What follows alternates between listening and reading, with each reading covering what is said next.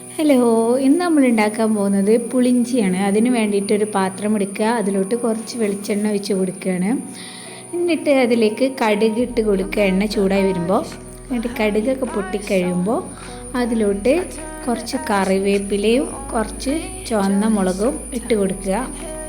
ഇനി അതൊന്ന് മൂത്ത് വരുമ്പോൾ അതിലോട്ട് ചെറുതായിട്ട് അരിഞ്ഞു വെച്ചിട്ടുള്ള പച്ചമുളകും ഇഞ്ചിയും ഇട്ട് കൊടുക്കുക. എന്നിട്ട് നന്നായിട്ട് മിക്സ് ചെയ്യുക.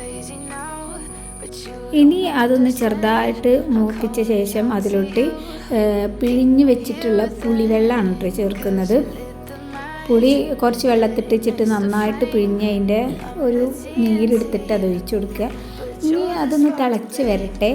തിളച്ച് വരുമ്പോൾ ആവശ്യത്തിന് മഞ്ഞൾപ്പൊടി, ആവശ്യത്തിന് മുളക് പൊടി, ഉപ്പ് ഒക്കെ ചേർത്ത് കൊടുക്കുക.